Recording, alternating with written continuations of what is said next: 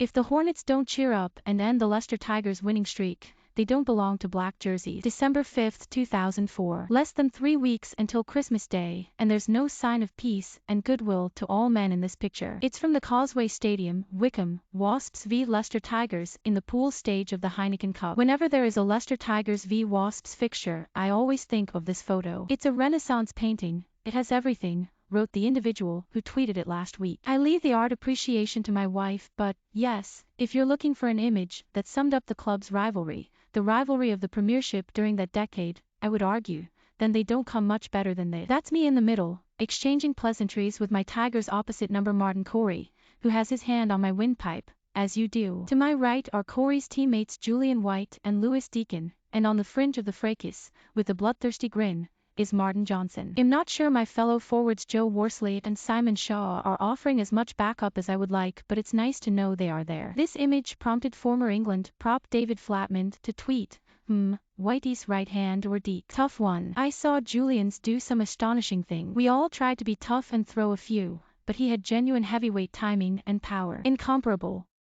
Another ex-England player, James Haskell, added, when men were real men, followed by the tears of laughter emoji. I'm not sure whether players were tougher back then, but they were certainly given more leeway to be tougher, and the physical edge was what made Wasps v Leicester clashes so special back then. Outside international rugby, those fixtures certainly formed some of my finest playing memories. Sport needs rivalry. Club rugby, dwarfed as it is by Premier League football, needs rivalries, and back then this was about being top dog in England. Bath had held that status when the game turned professional, but quickly surrendered it. Leicester, one of the few cities in which rugby was arguably bigger than football, were well placed to supplant them, but my club, Wasps, under the astute management of Nigel Melville, won the Premiership in 1997. Affronted by our impudence, the Tigers then went on a run that saw them win 4 straight Premiership titles from 1999.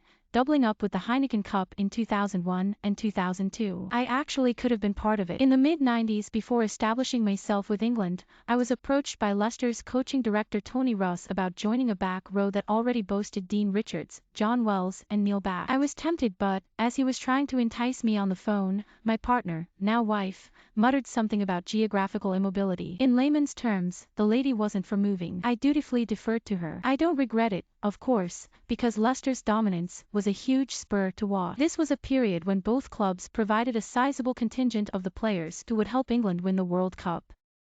It was nothing personal, but, frankly, the idea of meeting up with Jono, Backy and Koza for international duty at Pennyhill Park soon after Leicester had beaten Wasps was unbearable. We were itching to knock them off their perch, and in 2003 we finally did that by winning the Premiership. In the 5 years that followed, Wasps added 3 more titles, 2 Heineken Cups, a European Challenge Cup and an Anglo-Welsh Cup.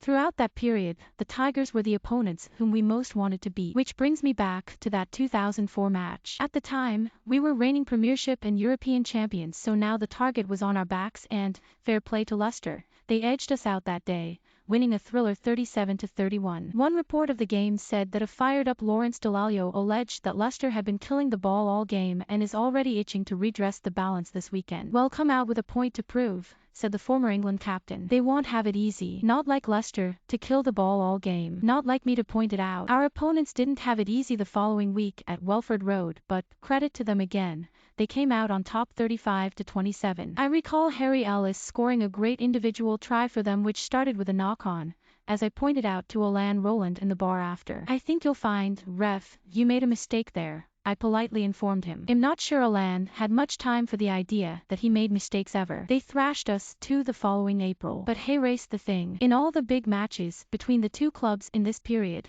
it was Wasps who came out on top. Quite simply, the idea of losing out on a trophy to the Tigers was as palatable as a cup of cold sick. If any newcomer to the club wasn't aware of this, then I made it my business to inform them. It wasn't that I had anything personal against the city, club, or their fans. It was just that positioning them as our rivals, measuring ourselves against them, was the motivation to raise our game to greater heights. 2 games stick in my mind. 2 weeks before the 2005 Premiership final, we had been beaten 45-10 at Welford Road. I circled the team after the game and told them we were going to bottle every moment of this humiliation and drink it down as an antidote to further failures. And we did. That Premiership final was over by the end of the first half, a half in which Neil Back landed one in the face of Joe Worsley, which would have resulted in him being sent off and suspended now, but back then was just part of the show. Wasps won 39-14. Again, this was nothing personal against Martin Johnson, for whom I have the highest respect, but the idea doing the rounds at a Premiership title in his last game would be the perfect send-off for the retiring Jono was the perfect team talk for us. 2 years later, we met them at Twickenham in the Heineken Cup final. Leicester were rightly favourite. We knew we had to outthink and outmuscle them, which is what we did. Everyone was talking about the Leicester guys.